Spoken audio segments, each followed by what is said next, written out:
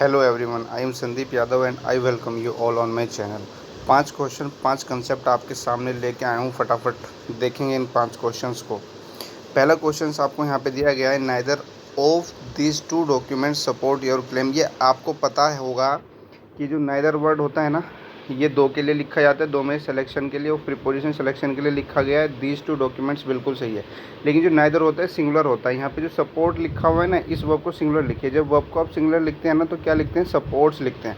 तो समझने वाली बात ये है कि नाइदर के साथ ऑफ लिखा हुआ मिले आपको, आइदर के साथ ऑफ लिखा मिले आपको, नन के साथ ऑफ लिखा मिले आपको, ईच के साथ ऑफ लिखा मिले आपको, ये सभी वर्ड अपने साथ सिंगुलर वर्ब लेकर जाएंगे, ध्यान रखिएगा। तो सपोर्ट को हम सपोर्ट्स कर देंगे यहाँ पर।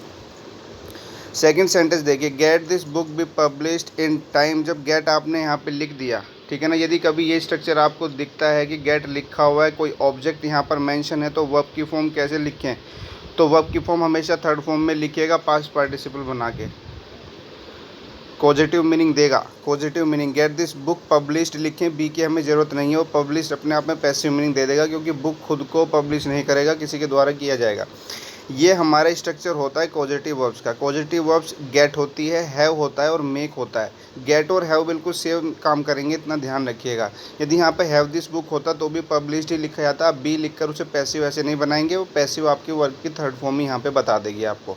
क्लियर है? तो यहाँ पे लिखिएगा गेट दिस बुक पब्लिश्ड, इतना ध्यान रखिएगा। चलिए नेक्स्ट देखिए,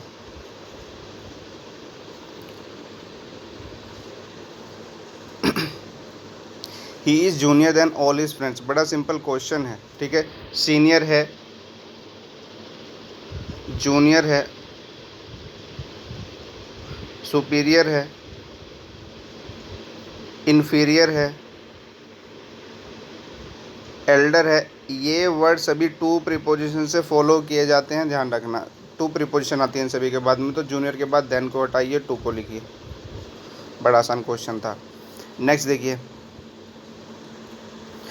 had you worked hard you will have pass. यदि तुमने कठिन परिश्रम कर लिया होता तो पास हो जाते। ये जो हैड शुरू में लिखा हुआ है वो आपकी थर्ड फॉर्म, और दूसरी क्लोज में जो विल हैव पास लिखा हुआ है, इसका मतलब ये क्लोज कंडीशन का पार्ट है। तीसरी कंडीशन यानी कि पास्ट में कोई काम हो गया, अब आप उसके उल्टे होने की उम्मीद कर रहे हैं। इसका मतलब जब आप यहाँ पे हैड थर्ड फॉर्म लिख रहे हैं वर्ब की, तो सीधा सा मतलब ये रहा कि ये काम पास्ट में हो गया। अब आप ये कह रहे हो यदि आपने कठिन परिश्रम कर लिया होता तो तुम पास हो जाते। इसका मतलब ना तो उसने कठिन परिश्रम किया, ना वो पास हुआ। लेकिन फिर स्ट्रक्चर कहता क्या है सेंटेंस का? स्ट्रक्चर हमें कहता है कि जब हेड से शुरू कर लें, या तो ये कंडीशन हेड से शुरू करके देगा आपको, या फिर इफ़ से भी लिख के दे सकता था, if you had work hard. If से पकड़ में जल्दी में आ जाता है आपके, ठीक है। हेड से कन्फ्यूजिंग हो जाता है, लेकिन स्ट्रक्चर बिल्कुल ऐसे ही काम करेगा। तो आप उसमें करना क्या होता है, यहाँ पे विल का यूज़ नहीं करते, वुड हैव और थर्ड फॉर्म लिख देते हैं।